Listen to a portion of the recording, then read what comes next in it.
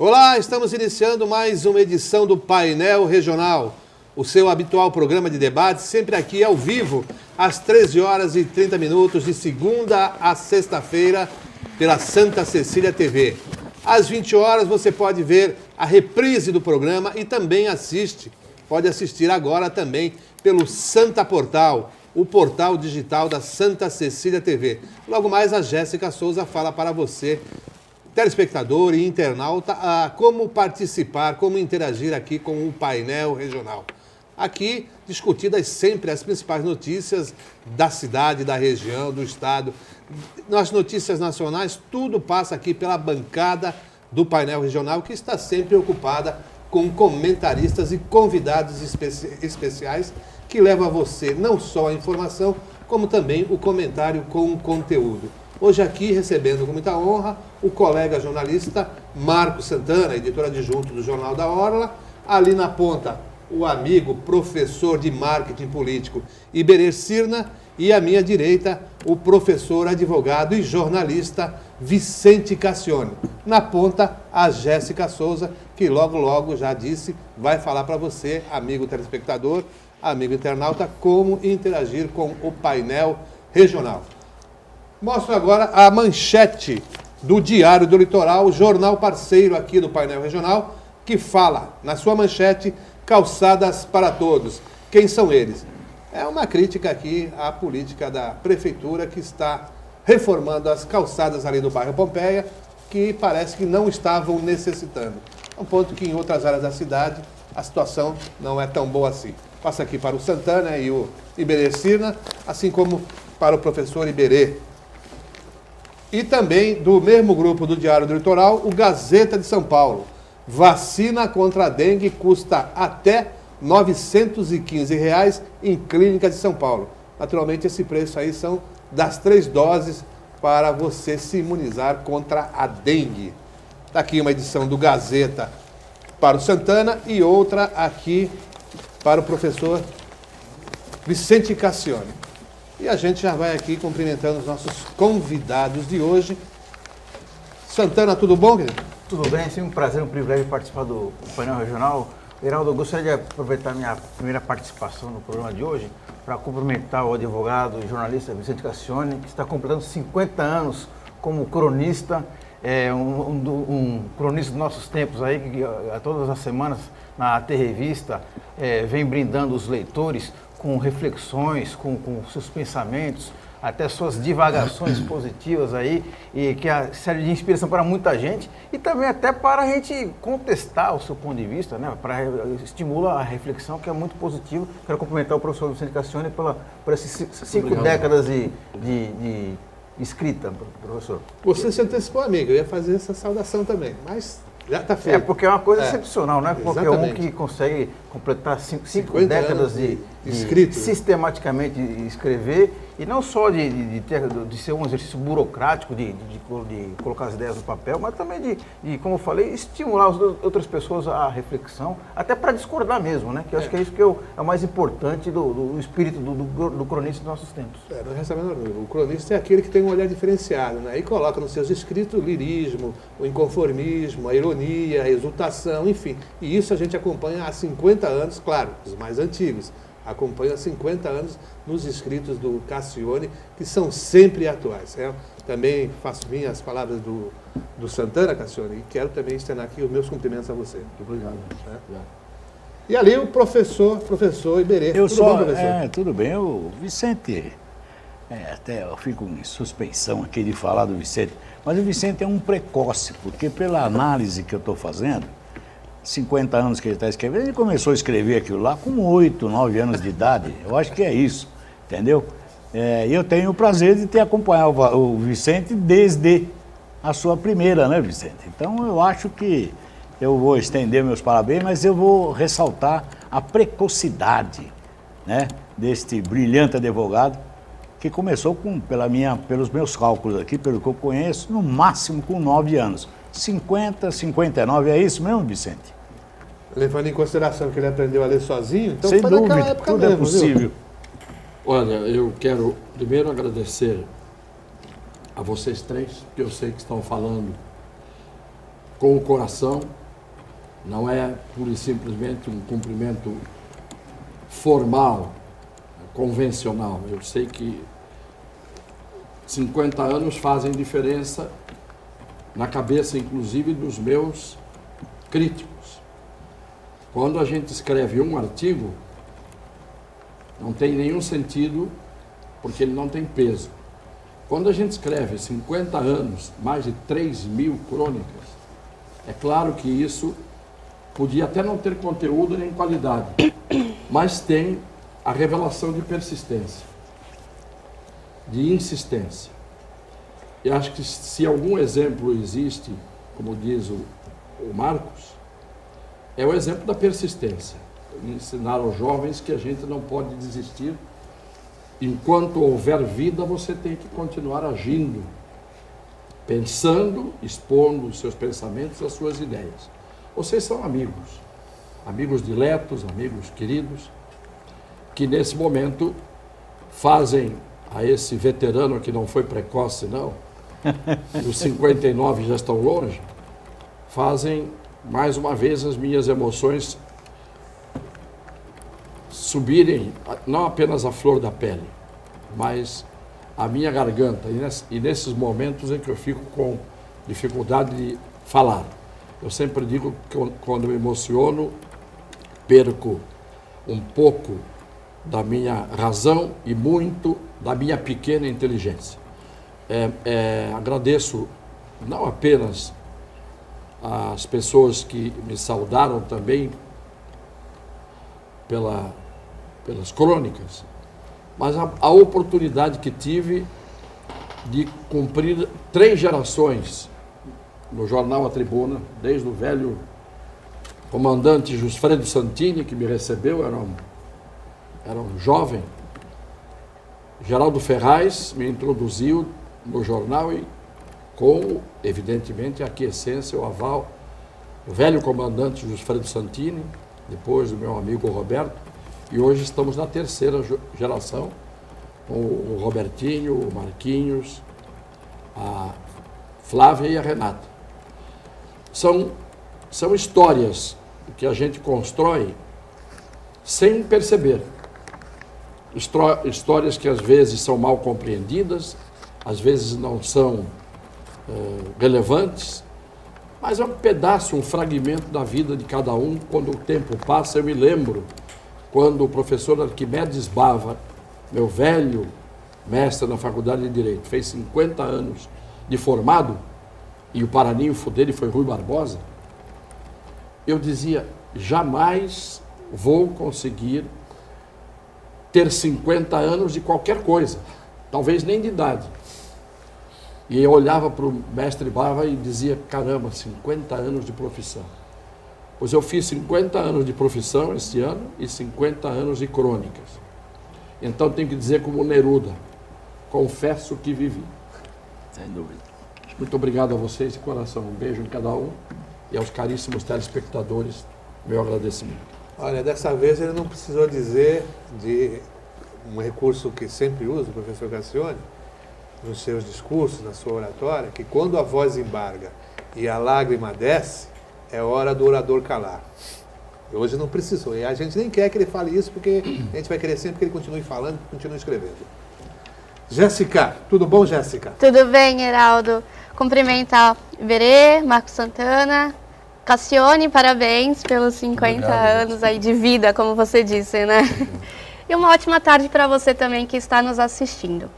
Pode mandar sua dúvida, sugestão, pergunta ou até sua crítica pelos telefones 3223-1120 ou 3223-7676. A sua participação é muito importante aqui pra gente. Ou também pelo Facebook, facebook.com/painel regional. Muito bem, agora vai. A prefeitura está anunciando aí que em setembro, deve entregar parcialmente, claro, parcialmente, o Hospital dos Estivadores.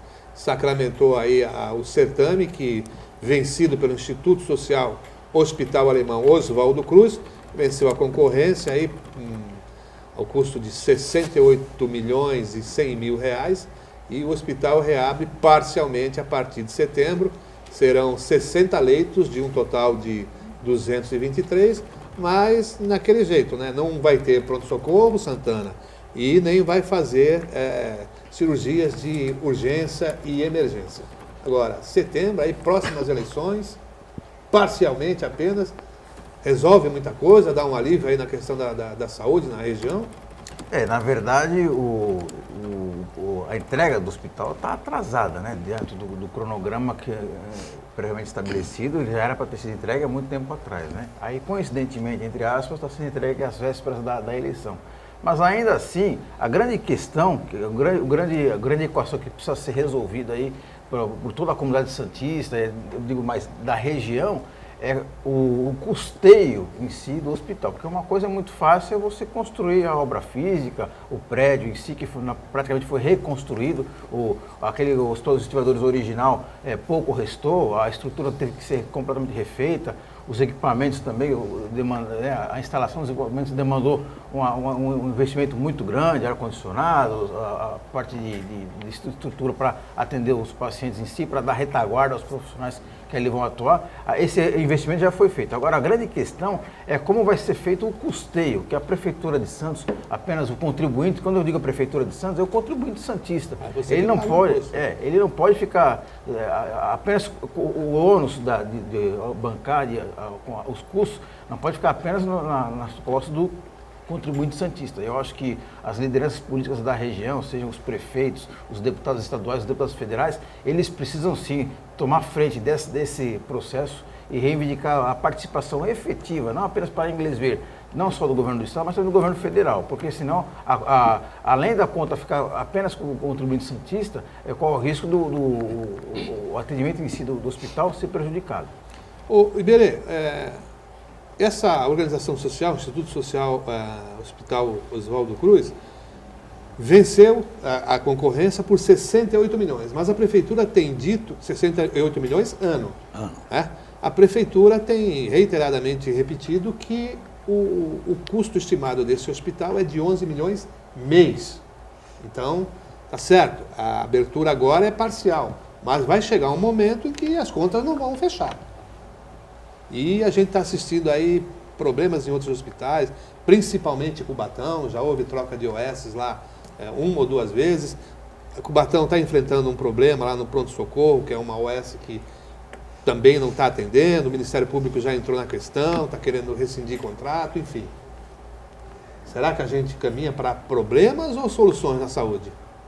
Olha, eu vejo assim, a solução da saúde, ela não passa só por Santos, né? Ela passa por uma estrutura maior, que é a filosofia empregada da saúde no Brasil. Mas, ao mesmo tempo, nós não podemos ficar aqui lamentando se vai abrir, não vai abrir. Toda a abertura, toda a oferta de serviço na saúde é sempre bem-vinda, dada a carência que nós temos. Então, se ela é parcial, que seja parcial. Vamos continuar, como o Marcos disse aqui, cobrando dos nossos políticos e das nossas lideranças que viabilizem mais a saúde. Agora, esta coisa de só vai abrir com casa cheia, só vai abrir na totalidade, fica meio complicado. Então, ele está abrindo gradativamente. Eu acho que esses 68 milhões poderão eventualmente sofrer aditamentos, poderão ter novas licitações, novos contratos aí para abertura de outras alas mais específicas, mas é importante que abram-se as portas para oferecer um pouquinho mais de alento à saúde na região. Então, eu fico assim, não dá para ficar ao mesmo tempo chorando leite derramado. Está aberto, vamos para frente. É um assunto extremamente complicado, porque o custeio de um hospital, como o Marcos disse aqui, construir é facílimo. Agora, o custeio é que muita gente não imagina a dificuldade que é qualquer município manter o seu hospital. Como é que nós temos que fazer? É sim, cobrar cada vez mais as nossas lideranças para que busquem a viabilização do processo de saúde no Brasil. E isso tem que ser implantado em todos os municípios. Porque quem sofre, nós pagamos, mas também quem fica sem a saúde somos nós mesmos. Então, isto é o que o Heraldo está dizendo. fica sempre às custas do munícipe e ele tem um péssimo atendimento. Essa coisa tem que ser invertida, senão não tem jeito. Professor Cassione, o secretário de Saúde disse que o hospital é porta fechada. O que significa isso? Ele vai receber pacientes das UPAs, né, das unidades de pronto atendimento, mas não vai fazer a cirurgia de urgência e emergência. Aí parece meio esquisito, meio contraditória essa informação, porque se vem de uma UPA, é sinal de que a pessoa está numa situação de urgência ou emergência. Então são 60 leitos e 10 UTIs nessa primeira fase aí, a partir de setembro, a estimativa da Prefeitura. Essa informação que você acabou de dar muda a minha boa vontade. Eu estava querendo fazer um comentário muito sucinto, breve, para dizer, eu vou esperar o hospital abrir para depois, mais tarde, poder voltar aqui e dizer, realmente abriu, funcionou e está atendendo convenientemente a população da região. Com esta informação que você me deu, eu sou obrigado a dizer primeiro o seguinte, isso não é um hospital. Um complexo físico chamado de hospital, que tem 60 leitos e 10 UTIs, e que tem porta fechada, e que tem atendimento parcial do parcial, é na verdade uma clínica. Vamos chamar de clínica. Isso não é um hospital para uma cidade como Santos, que tem 420 mil habitantes. O problema, o Marcos fez um comentário interessante, o Iberê também, mas um ponto que o Marcos tocou foi o seguinte, nós temos que resolver o problema de uma forma ampla, porque não adianta a gente fazer aquele mercúrio cromo na ferida. E ele diz, a cidade tem que receber os proventos federais e estaduais, à custa da intervenção, inclusive, da classe política, que em tese representaria os habitantes dessa região, mas não é, evidentemente, o que acontece. Só que ninguém para pensar que a região não é Santos. A Santa Casa de Misericórdia de Santos, que é o hospital que atende há séculos, né, toda a região, atende pessoas que vêm, eu não gosto de dizer atende gente, atende pessoas que vêm do litoral sul, do litoral norte. Vamos começar de Itanhaém para Capiruíbe, Itanhaém, Mongaguá, Praia Grande, São Vicente, Santos, Guarujá, Cubatão, Bertioga e por aí vai. Além de que esta região é uma região em que 2 vezes por ano tem a sua população multiplicada pelos forasteiros, não vou chamar de turistas, pelos veranistas ou pelos que vêm aqui passar os feriadões, os grandes feriados, as férias, não é? Então, é uma região que se transforma numa grande metrópole. Isto é indiscutível. De novembro até fevereiro, nós somos aqui uma grande metrópole, com muito mais de 2 milhões de habitantes. Então, quando se pensa em abrir um hospital, e o hospital vai ter 60 leitos, e vai ter 10 UTIs, isso significa que não é um hospital que está sendo aberto. Porta fechada, atendimento sem cirurgias de emergência e de urgência, isso não é um hospital. Se você correr numa UPAs, ela não vai fazer uma cirurgia de emergência e de urgência. Se você for numa clínica dessas que existem por aí, também não vão fazer isso. Onde é que acaba sendo feita a cirurgia de urgência e emergência? Santa Casa de Misericórdia de Santos, Beneficência Portuguesa. Ou Beneficência Portuguesa e Santa Casa de Misericórdia. Ou numa terceira alternativa, Santa Casa e Beneficência. Ou numa quarta, eu vou até o fim dizendo isso. Então, abrir um hospital que não está em condições de funcionar para atender a grande parte da população que precisa ser atendida e que é desatendida constantemente, porque eu vejo, eu tenho uma funcionária que tem uma consulta marcada para que daqui a 6 meses, com um ortopedista. E a mesma funcionária tem uma consulta marcada para daqui a 3 meses, porque adiaram a última, o médico não compareceu, com um gastroenterologista. Imagina que uma pessoa que precise de uma consulta porque está se sentindo mal, porque está com um problema que tem que ser resolvido por um médico, tem que esperar 6 meses. E nesses 6 meses, o tempo conspira contra a doença. Doença só melhora com o tempo quando tem que melhorar por obra de Deus ou da própria reação do organismo. Então, eu não estou levando a sério a abertura do antigo Hospital dos Estivadores.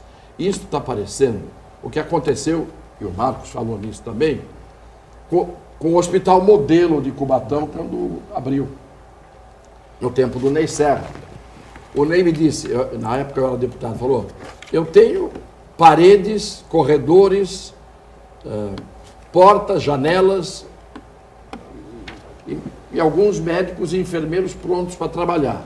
Agora, eu não tenho maca, não tenho leitos, não tenho camas hospitalares, não tenho raio-x, não tenho tomografia, não tenho isso.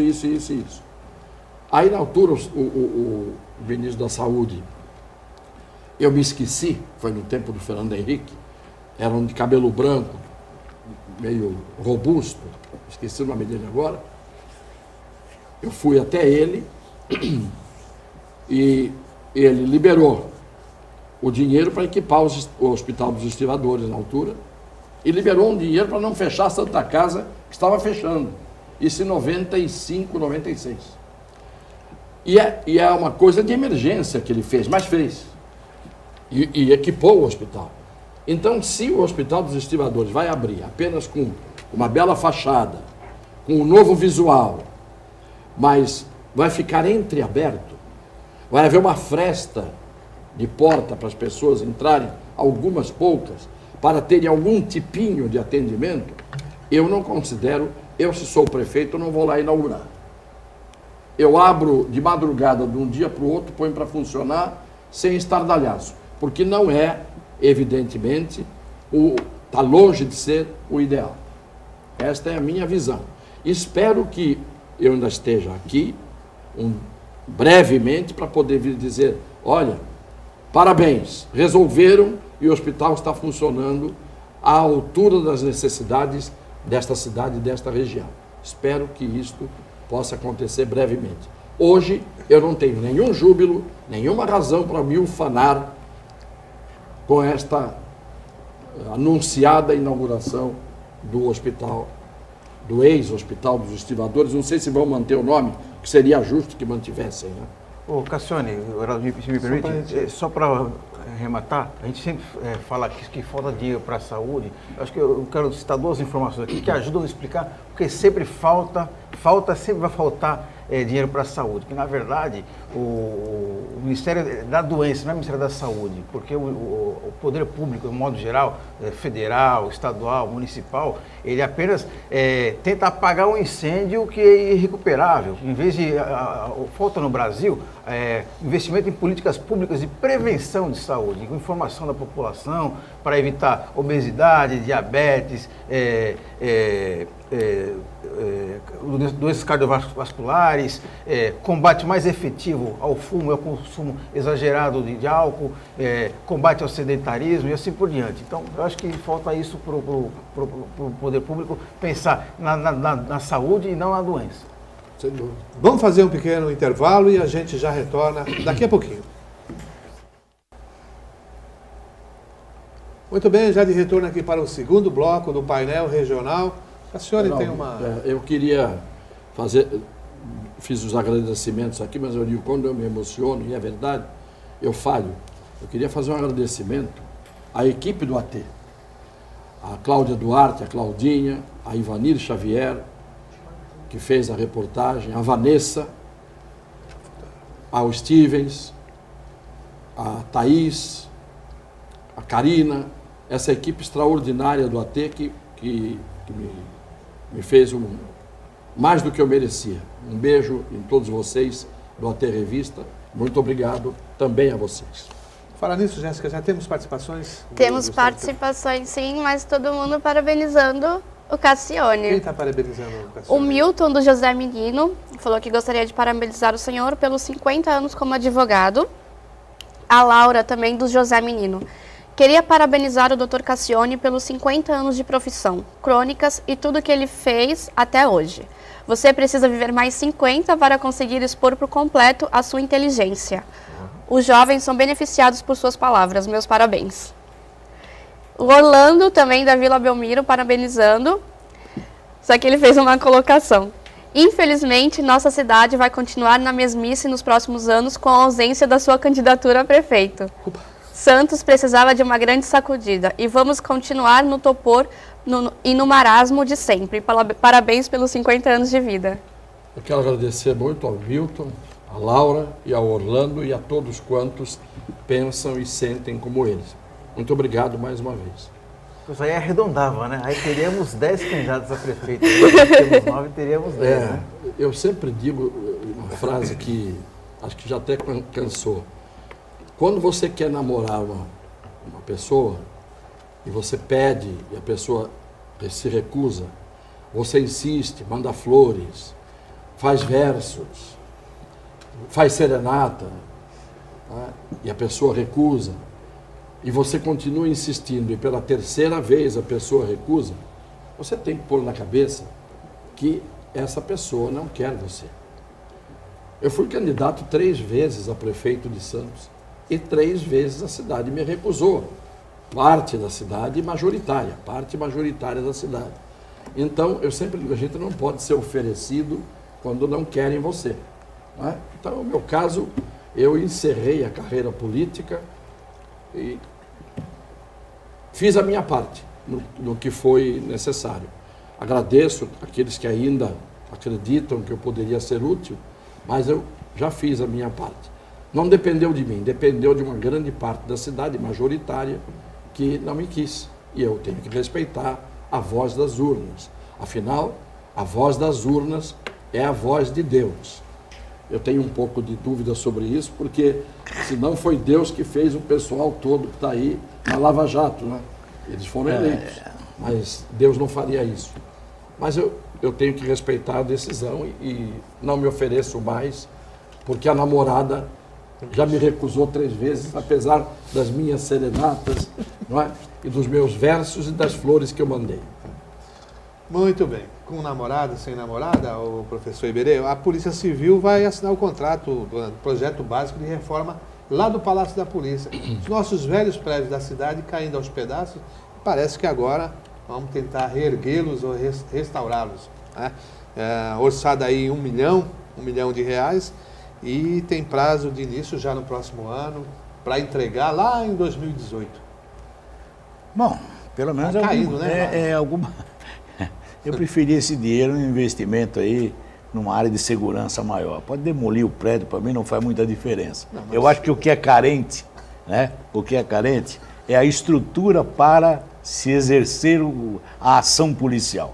Então, assim, tudo bem que ninguém quer ver um prédio até histórico aqui, né? Um prédio deteriorado como aquele, caindo aos pedaços, mas na atual conjuntura eu iria preferir que o dinheiro fosse investido numa qualificação melhor para a nossa polícia, para que continue fazendo o seu papel.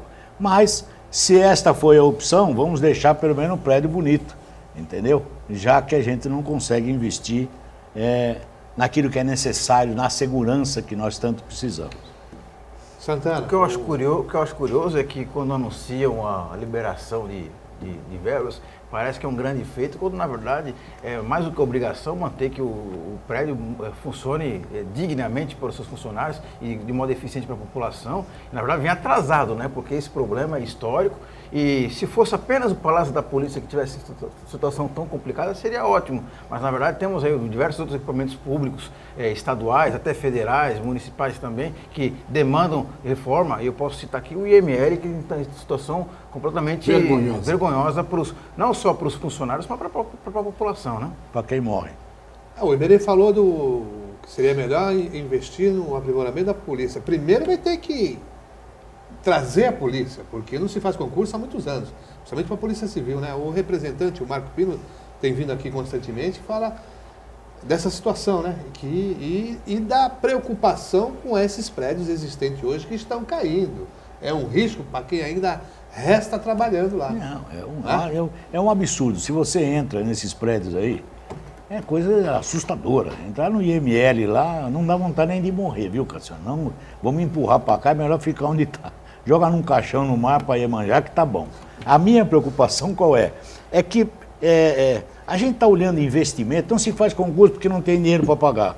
Aí você fala, vou gastar aqui 2 milhões. Não sou contra a reforma do prédio, mas as viaturas estão caindo aos pedaços. Aquele revólver 38 que eles usam, 38, viu, Vicente? Não, agora tem um Taurus que dá problema, ele dispara sozinho. Dispara sozinho. Aquela estilingue, agora nós estamos nessa... Então eu não entendo muito como é o investimento no prédio. É importante, mas na escala de hierarquizar esse tipo de problema, eu preferia outra pendência, não esta que fosse o prédio. De qualquer jeito, tudo é bem-vindo, na atual circunstância, tudo é bem-vindo. Quando você fala não tem concurso, porque não tem dinheiro para pagar. Tem. Entendeu? Tem dinheiro para fazer reforma, para pagar eu não sei se tem dinheiro. Entendeu? A viatura está aí caindo também. Pergunte aí à polícia, pergunte à polícia. Como é que eles trabalham? Não é só a parte física, é a parte da qualificação, é a parte do reconhecimento. É lamentável. Nós falamos de saúde anteriormente, e eu aqui, no meu desespero, digo assim, nós não temos política de saúde nesse país. E faço uma pergunta para a mesa, temos uma política de segurança? Nós temos. O que falta nesse país parece que é isso, brinca-se com todas as áreas. Não se investe absolutamente, não existe um planejamento a longo prazo. O Vicente está dizendo isso, assim, dos seus cabelos brancos, porque lá ele brigou, lá ele não deixou fechar hospitais, e ficou por isso. Ninguém sentou numa mesa para resolver e fazer, ao longo dos anos, uma solução continuada e que chegasse a alguma coisa. É assim que se trata a segurança, é assim que se trata a saúde. Então, lamentavelmente, toda vez que a gente vem falar nessa bancada aqui, falta o quê? Vergonha na cara para cuidar bem das áreas que são necessárias nesse país. Aquela que nós precisamos e não somos atendidos. Cassiano, você conhece bem ali o Palácio da Polícia, desde o tempo em que o 4º e o 5º andar eram cadeia pública. Não, era assim. O plantão do 1º distrito, que até hoje é ali, era onde é, no térreo. Tá? Você entra pela rua do lado ali, que é a Itororó, e ali era o plantão do 1º distrito. Em 1963, naquele tempo havia um estagiário de polícia, delegado estagiário. Então a Secretaria de Segurança Pública pegava estudantes do 4º e 5º anos de direito e credenciava, se quisesse, o aluno quisesse, como delegado estagiário. Então você ia dar plantão. O delegado, à noite, ia para casa, descansar, ficava em casa, e o delegado estagiário cuidava do plantão. Naquele tempo, eu tenho até hoje a minha carteirinha, eu fui delegado estagiário, que é um aprendizado especial, é muito importante para quem depois ia ser advogado criminalista, você ver por dentro como é que a coisa funcionava, inclusive a tortura. Sim. Porque eu tive que, várias vezes, me arriscar até minha vida com alguns policiais que Me ameaçaram e ao ponto de depois tirarem uma cópia da chave da minha casa, eu morava com meus pais ainda, entregaram para os marginais entraram com a chave, fizeram uma sujeira, eu não vou entrar em detalhes, dentro da cozinha de casa, à noite, de madrugada, e depois um investigador, que era meu amigo, disse, olha, sai do cargo, sai desse negócio, porque isso foi só um aviso que te deram. Então, já naquele tempo, claro, funcionava assim, né? Havia alguns policiais, poucos, que participavam não apenas da tortura, como participavam de prender quem eles queriam, prendiam as prostitutas, né? E não prendiam determinadas pessoas. Me lembro que uma vez pegaram um fiscal da Receita, que era um figurão aqui, e levaram para o distrito, e eu disse, vai para a carceragem, como todo mundo vai. E dois policiais fazendo tudo para mandar o sujeito embora, porque era a lei igual para todos, mais ou menos, né? Então, essas coisas complicavam. Eu já comecei a divagar para a memória, né? Então, para mostrar que naquele tempo, o plantão já não era moderno. 1963. Era uma salinha, uma mesinha, tinha uma carceragem ali para curar a bebedeira daqueles que entravam meio... mais exaltados. E acabou. Era o único plantão que havia à noite em toda a região. Acontecia um fato no Cubatão, era o primeiro distrito de Santos, o primeiro não, o único distrito policial. Era o DP. Era Delegacia de Polícia, era à noite. Qualquer lugar da região. Depois foram fazendo os outros distritos, primeiro, segundo, terceiro, quarto e o quinto. Só que fecham, né, à noite, fecham nos fins de semana. Quer dizer, voltamos para trás. Para dizer que aquele prédio tem até uma história curiosa, durante mais de 20 anos, ou 30 quase, ficava um senhor, ele começou mais ou menos moço, depois ele foi se acabando, a gente ia... Você via o retrato do tempo nele. Cada vez que você entrava no Palácio da Polícia, porque no segundo andar era a segunda delegacia, que era crimes contra o patrimônio. Terceiro andar, crimes contra os costumes. Quarto andar, Delegacia de Ordem Política e Social, o DOPS. E no quinto andar e no solário ficavam os presos. Era o presídio de Santos. E todos os presos da região cabiam no quinto andar do Palácio da Polícia, onde é hoje o Palácio da Polícia ainda. Você imagina hoje, com os CDPs que estão aí, com as penitenciárias da região lotadas. Depois dizem que as coisas, que a gente é saudosista, que os tempos antigamente não eram melhores do que são hoje. Meu Deus, você tinha todos os presos da região cabendo no quinto andar daquele prédio da Avenida São Francisco. E hoje, estão em todos os lugares lotados os pavilhões que estão construídos aí. Pois bem, naquele tempo esse homem ficava parado do lado da porta, encostado na parede, com chuva, com sol, com tudo, ele ficava ali. Não abria a boca, não falava com ninguém, encostado na parede o dia inteiro, dando para a Avenida São Francisco. Um dia eu fui a ele e disse, o que o senhor faz aqui todos os dias? Eu estou tomando conta da minha propriedade. Esse terreno era meu, onde foi construído esse prédio, e eu estou aqui porque, enquanto não me devolverem o meu terreno, eu não vou sair daqui. Esse homem ficou 20 a 30 anos ali. Era uma figura que todo mundo via todos os dias, até que ele morreu. Ele foi se decompondo pelo tempo e morreu. Num determinado dia já não estava ali e soubemos que ele morreu. Para mostrar que provavelmente o Estado grilou a terra daquele homem, se ele não fosse um demente, o Estado grilou a terra daquele homem para construir o Palácio da Polícia. Deve ser a maldição dele que deve ter gerado o que está acontecendo. E o prédio está se decompondo como ele se decompôs. Está caído, é verdade. Tá certo? Tá certo. Então é isso. Bom, vamos fazer mais um intervalo e a gente já retorna para o terceiro e último bloco do Painel Regional. Já de retorno aqui no painel regional, terceiro e último bloco.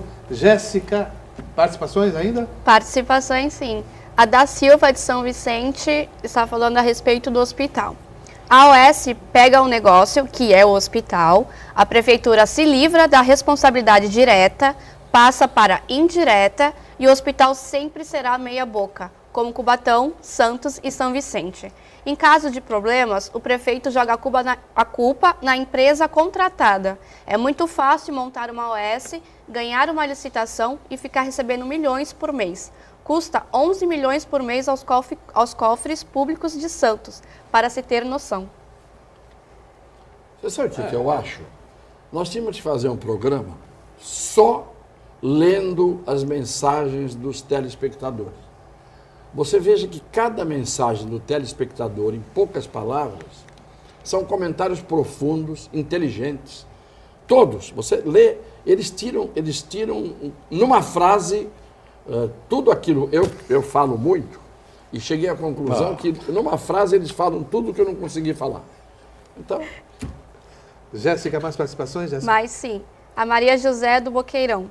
Mais uma vez, parabenizo a explanação que o Dr. Cassione fez e concordo inteiramente com o que foi dito sobre a abertura do hospital. A Santa Casa também precisa de um auxílio. As pessoas precisam de um tratamento completo de especialidades, não somente para urgências e emergências. Tá dito. Muito obrigado, Maria José. Mais gente? Tem mais uma. Seu lá. José Roberto da Pompeia. Ele gostaria de mandar um abraço para o Cassione e exclamou aqui que não é de hoje que o povo não sabe escolher. É desde a época de Cristo que o povo escolheu Barrabás ao invés de escolher Cristo para salvar da cruz. O povo continuou com o mesmo pensamento errôneo. Obrigado, José Roberto, a você também. Ô, Iberê, o povo não sabe votar? Olha, essa é uma pergunta difícil, viu? Eu não sei se o que oferecem para o povo escolher também é de boa qualidade, viu? Então nós também temos que analisar o que é Eu ofertado, sempre digo aqui, a né? ditadura dos partidos, né? O que é ofertado e a técnica. Como Mas é eu que, vou fazer uma pergunta para o meu professor Iberê. como Se é você que- for ao açougue É. e te derem uma carne que está cheirando mal, você compra só porque te ofereceram? Não. Então, se os partidos escolhem mal, o que o povo tinha que fazer? Vota em branco, anula o voto. Até uma hora em que se perceber que a escolha não está sendo feita dos menos maus, dos menos ruins. O grande problema é, a gente tem que dizer a verdade, uma parte do povo não sabe votar. Quando Pelé disse isso, todo mundo foi contra, mas uma parte do povo não sabe votar. Talvez seja a parte que vota para ver quem vai para o paredão no Big Brother. Não é? Uma parte do povo, e por que não sabe votar? Porque não presta atenção na política, porque não se interessa pela política, porque acha que a política é coisa do outro mundo, que não diz respeito a ele, e muitos porque não sabem sequer entender o que acontece. O Brasil tem entre analfabetos completos e funcionais quase 40 milhões de pessoas que só sabem, quando muito, assinar o nome. Não deram a essas pessoas a condição de cidadãos. Não deram a essas pessoas a condição de saber pensar, discernir. Isto é a herança que este país deixou para uma grande parte do seu povo. Abandono, miséria. É isso. Então, parece que é de propósito. As pessoas fazem isso, deixam uma parte do povo sem condições de ter dignidade humana, para que amanhã Justamente sejam isso. manipulados. O modelo Vicente, o modelo isso que eu político dizer, em vigor é isso, é o que a gente isso vem daí. discutindo. Aí quando a gente fala assim, você fala da carne, é assim, o sistema Ele passa um político perfumezinho na carne lá, é né? que tem que ser discutido. Então, assim, esta coisa da proporcionalidade, dos partidos, desses caciques, esse coronelismo que nós temos na política, você é vítima disso, Vicente. Sabe disso melhor do que ninguém, entendeu? Porque não adianta nesse sistema você tentar oferecer o que há de melhor, porque ele nem aparece. Esse coronelismo continua. Nós estamos falando na nossa região que ainda tem um nível educacional, um nível de politização até interessante. Mas vá aos cantos do Brasil, onde não se sabe ler, não se sabe escrever, não se sabe nem onde é o Brasil, nem em que lugar eu estou.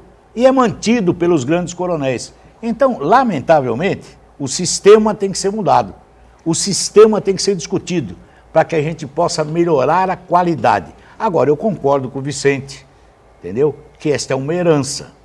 As pessoas não deixam com que esse país cresça, não interessa para os grandes coronéis. Então vamos manter o analfabeto, vamos manter o que depende da Bolsa Família, aquele que não tem sobrevivência, não tem cidadania. Ora, então é óbvio que ou se discute, ou então nós vamos ter que engolir isso, essa carne podre, por muito tempo.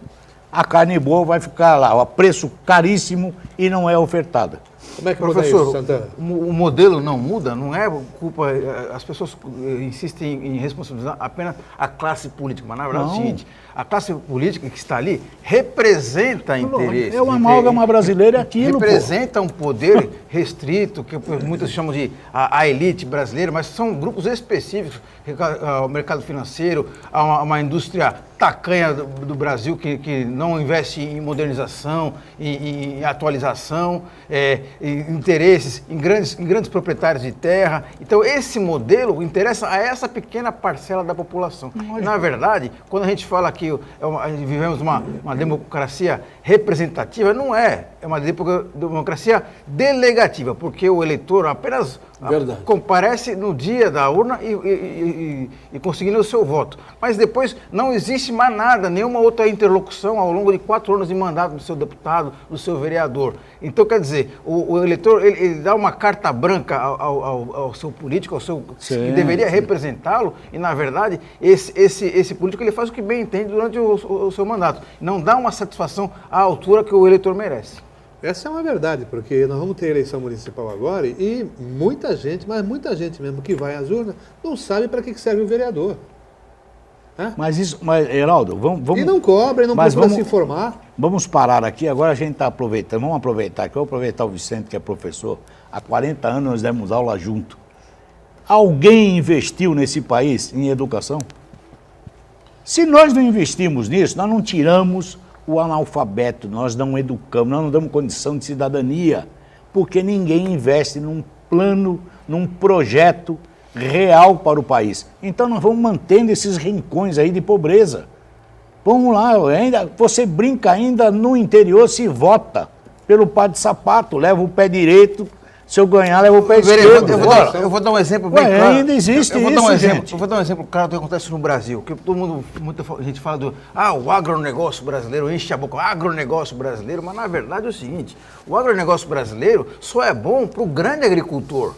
Porque para a economia do Brasil vai fazer uma certa movimentação na balança comercial ali, mas na verdade não se agrega valor nenhum ali à mercadoria brasileira. O Brasil exporta milho, soja e outros produtos básicos para outros países industrializarem e aí no final o Brasil acaba comprando esses produtos de volta. E também é o seguinte... E quem ganha é meia dúzia. As pessoas, os mesmos pessoas que criticam o tal da pedalada fiscal foram os mesmos que se beneficiaram do tal do Plano Safra, porque os grandes agricultores tinham dinheiro para poderem fazer os investimentos para a sua colheita, mas não preferiram o dinheiro barato do governo para investir via Plano Safra. Então, quer dizer, quando é para privatizar o lucro, é com os grandes empresários, os grandes agricultores. Agora, quando é o prejuízo, eles socializam o prejuízo com o resto da população. Agora, Marcos, me permita, assim, vou aproveitar a ideia aqui da carne. Esta carne podre que está de um lado, essa carne podre que está do outro, entendeu? E nós estamos no meio de uma podridão, todo mundo levando vantagem e não se discute. E o povo brasileiro é que sofre com isso. Agora, quando você diz lá reforma agrária, tem essa palavrinha, todo mundo conhece, né? Que reforma agrária? Eu acho que tem que fazer uma discussão aqui, o Vicente conhece muito disso. Vamos discutir um dia, Vicente, vamos propor a reforma agrária, que todo mundo fala e ninguém faz absolutamente nada. Então, assim, o Brasil não vai sair desse status, ainda vamos continuar meando terra, ainda vamos continuar nessa mesma coisa. Então, há que se discutir esse país com seriedade, senão é bobagem. A carne vai apodrecer pendurada lá e, lamentavelmente, vão tomar o poder como tomaram até agora. todas as nós reformas... falamos, só um minutinho, professor. Fale, não. Nesse programa aqui nós já falamos hoje de saúde, de segurança, de educação. Mas há 20 anos, pelo menos no estado de São Paulo, é o mesmo grupo que governa. E os problemas não se solucionaram, não resolveram. Qual é o país civilizado do mundo em que uma criança, depois de 8 séries de escolaridade, na 8ª série, sai sem saber ler e escrever? Não estou falando nenhum absurdo. Todo mundo sabe que isso aconteceu e acontece no Brasil. 8ª série, pessoas não, inclusive com aquela progressão continuada, aquela história toda, o aluno ia passando de ano e não aprendendo no ano anterior, não tinha condição de acompanhar o ano subsequente e chegava no final do curso, claro, se eu não tenho a base, eu não tenho condição de progredir. Qual é o país do mundo que tem isso? 8 séries e o sujeito não sabe nada. Ou, qual é o país do mundo que depois de um curso equivalente a 8 séries, os alunos não sabem interpretar um texto, não sabem, lendo, entender o que leram? Isto é de uma gravidade absurda. Isto, inclusive, é uma atrofia que se produz no cérebro, na inteligência das pessoas. Então, o Marcos tem razão quando ele fala que há uma elite, e a palavra também já está gasta, mas há uma elite no Brasil que mamou nas tetas do poder público a vida inteira. O poder público foi corrompido por essa elite, ajudou a essa elite ser corruptora, então é um círculo vicioso. Os empresários, os grandes que ganham dinheiro em qualquer setor de atividade, são aqueles privilegiados, poucos, que vão pegar o dinheiro do BNDES para usar esse dinheiro no seu enriquecimento e não na modernização da sua atividade, nem na democratização dos empregos, nem na ampliação das oportunidades de trabalho. A gente sabe disso. E é por isso que nós estamos colhendo hoje assaltos, homicídios, arrastões, crime organizado mandando. Veja o que está acontecendo em Natal, no Rio Grande do Norte. Qual é a diferença entre o Natal, capital, a cidade de Natal do Rio Grande do Norte, e a Síria? Está tendo uma Olimpíada, o mundo inteiro está de olho no Brasil, e no Brasil, no mesmo Brasil, você está vendo as forças armadas terem que intervir para resolver o problema de uma revolução em miniatura e levando em conta o tamanho do Brasil. Mas é essa coisa que eu digo sempre aqui, que ia correr sangue. Sempre eu digo isso. Esse é o começo, e vai acontecer. Iberê, para encerrar, um minutinho. Para encerrar o seguinte, eu acho, de qualquer jeito, Cassione, que esta população acreditou muito em promessas de alguns que vieram do proletariado e quando estiveram sentados no poder, optaram por virar elite, entendeu? E se locupletar do poder. Então, saco. É a mesma carne pendurada, podre de um lado e podre de outro. E tem pobre achando que é elite, né? Elite. Acho que, na Esse verdade, é o é grande problema. assalariado achando que faz parte da classe privilegiada do país, quando não. Quando não são os donos das empresas, das indústrias. Eles são os contribuintes. São apenas Todos assalariados. periferia. E A acham que verdade são é essa. elite. Todos nós. Bom, certamente a discussão não termina aqui, nós vamos prosseguir, mas no próximo programa. Muito obrigado a vocês e até amanhã.